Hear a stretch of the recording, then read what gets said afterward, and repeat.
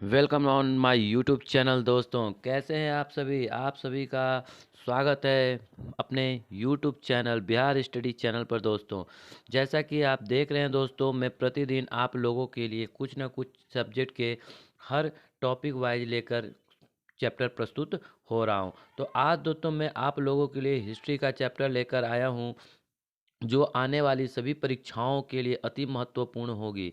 जैसे कि बिहार पुलिस हो, बिहार दरोगा हो, बीपीएससी हो, बिहार एसएससी हो या यूपी पुलिस की हो, किसी भी लेवल की परीक्षा हो, जो एक दिवसीय परीक्षा हो, वह सभी में बहुत ही लाभदायक होगी। तो दोस्तों हम चलिए प्रश्न शुरू करते हैं। प्रश्न संख्या एक।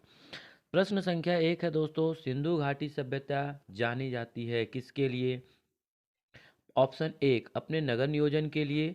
दूसरा, मोहनजोदड़ो एवं हड़प्पा के लिए। तीसरा, अपने कृषि संबंधी के लिए। या चौथा, उद्योगों के लिए।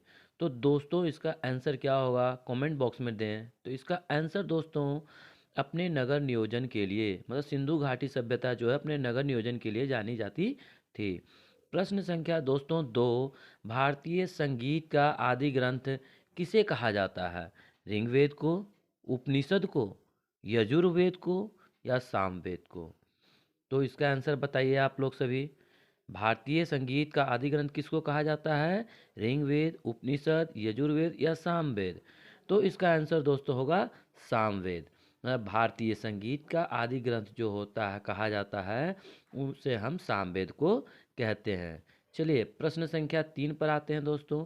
प्रश्न संख्या तीन में दिया गया है प्रश्न, वैदिक युग में यव यव को क्या कहा जाता था? जैसे गेहूं, जौ, चावल या इनमें से कोई नहीं।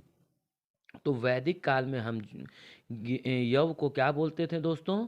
यव को हम लोग जौ बोलते हैं। क्या बोलते हैं? जौ बोलते हैं। जौ, जौ देखे होंगे ना आप लोग, जो धान, गेहूं, चावल, जौ होते हैं, उसी जौ को हम वैदिक युग में हम यव कहते थे। ठीक है। अगला प्रश्न है दोस्तों, प्रश्न संख्या चार। हर्यक वंश के किस शासक को कुणिक कहा जाता था? बिंबिसार को, उदयनी को, अजातशत्रु को या इनमें से कोई नहीं? हर्यक वंश में किस शासक को कुणिक कहा जाता? मतलब कि कुणिक मतलब कुटिल। कुटिल किसे कहा जाता था? तो दोस्तों इसका आंसर होगा अजातशत्रु। जो हर्यक वंश का शासक थे अजातशत्रु, उन्हें कुणिक कहते थे। ठीक है दोस्तों। चलिए प्रश्न संख्या पाँच। नागार्जुन कौन थे? नागार्जुन कौन थे? ग्रीक राजा थे, वैष्णव संत थे, जैन मठवासी थे या बौद्ध दार्शनिक थे? नागार्जुन जो थे पूर्व काल में वो कौन थे? ग्रीक राजा, वैष्णव संत, जैन मठवासी या बौद्ध दार्शनिक? तो इसका आंसर होगा दोस्तों बौद्ध दार्शनिक। नागार्जुन कौन थे? बौद्ध दार्शनिक थे। ठीक है।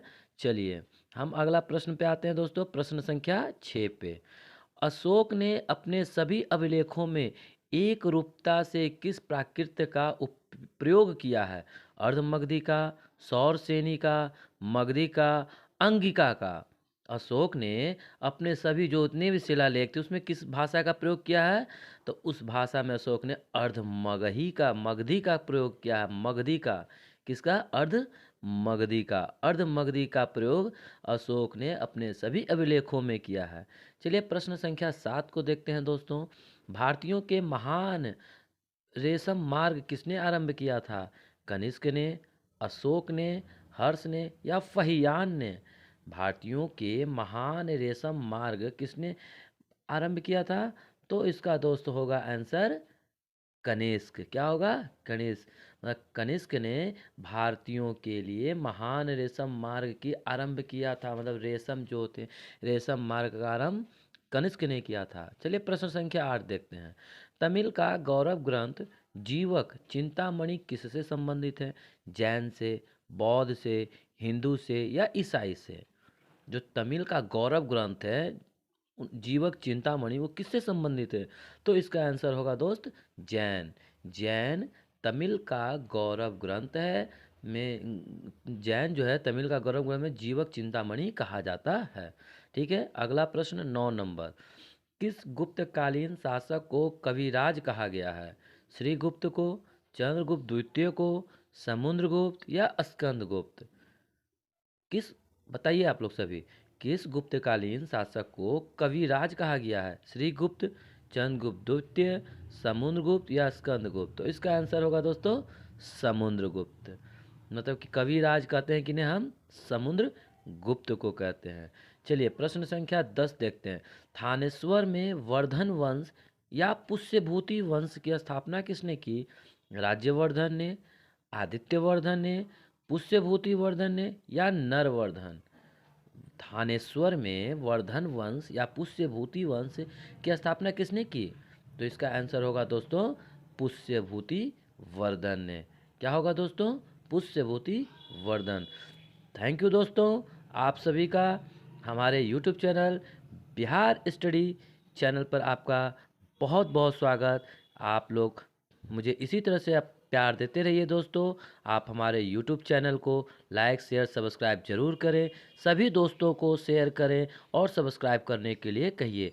जैसे आप हमें ट्विटर पर, यूट्यूब पर और इंस्टाग्राम पर फॉलो कर सकते हैं दोस्तों, जिससे मैं आप लोगों के लिए प्रतिदिन अच्छी से अच्छी कंटेंट लाकर आपको दे सकूं, जो आपकी आगामी परीक्षाओं में सफलता की ओर ले जाए। धन्यवाद दोस्तों।